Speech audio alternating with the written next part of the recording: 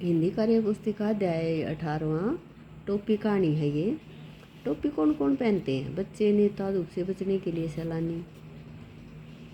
अब टोपी कब पहनते हैं? सर्दी, गर्मी, धूप में सुंदर दिखने के लिए भी कभी कभी टोपी पहन लेते हैं। टोपी पहनने से क्या लाभ है? हमें सर्दी गर्मी से बचाती है, धूप से बचाती है और हम अच्छे भी लगते हैं। कारीगरों के नाम लिखो।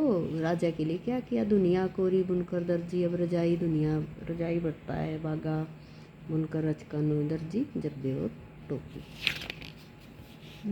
नीचे कुछ शब्द हैं कि राजा के पर्यायवाची के रूप में प्रयोग होते हैं, उन पर घोड़ा लगाओ।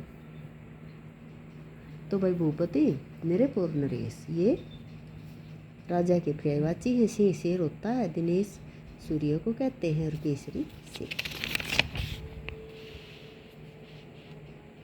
अर्थ से मिलान करना। फक्त, सिर्फ, सलामत, सुरक्षित, तबीज, मजबूत, नफासत, सजा, सवरा, लिबास, पहनावा।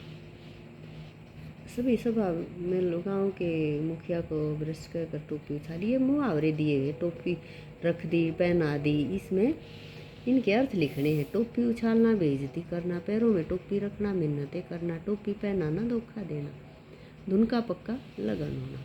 इस तरह फिर हमने मना कि किस कारीगर ने क्या बनाया? दुनिया, रजाई, बुनकर, अचकन, दर्जी, जब्बे, कोरी, बागा। अब ये कुछ जरूर बातें लिख रखी हैं टोपी से संबंधित कि आश्चर्य की बात मत करना, स्कूल में बच्चे हेलमेट लगाकर पढ़ने या परीक्षा देते समय एक विशेष प्रकार की टोपी पहने बैठे हो। जी हाँ, आने वाले समय में ऐसा देखने में आ सकता है। वैज्ञानिक विषय को अच्छी तरह समझने के लिए खास किस्म की टोपी तैयार कर रहे हैं। इसकी विशेषता ये होगी, पहनने में आपके दिमाग के समझने की रफ्तार बढ़ जाएगी और जिस विषय को आप समझने बैठे हैं उसके कठिन होते हुए आपको आसानी से समझ में आ जाएगी। आश्चर्य हो रहा होगा ना, पर सच है। वैज्ञानिक दिमाग के विकास के लिए ऐसी टोपी को बनाने में जुटे हुए हैं, जिसे पहनने पर दिमाग की सीखने की क्षमता बढ़ जाएगी। प्रायोगिक स्तर पर टोपी तैयार कर ली गई है इस तरह से कि थिंकिंग कैप इसको कहेंगे। गद्यांश पढ़कर उत्तरों के प्रश्न बना उत्तर दिए हुए हैं। एक खास किस्म की टोपी को कनाडा की यूनिवर्सिटी ऑफ ब्रिटिश कोलंबिया की टीम ने तैयार किया है। खास किस्म की टोपी को कोलंबिया की यूनिवर्सिटी ने तैयार किया है। तो यहाँ कौन है भाई? किया आएगा। और विषय को अच्छी तरह समझें। खास किस्म की टोपी तैयार कर रहे हैं। खास किस तरह की टोपी क्यों तैयार कर रहे हैं?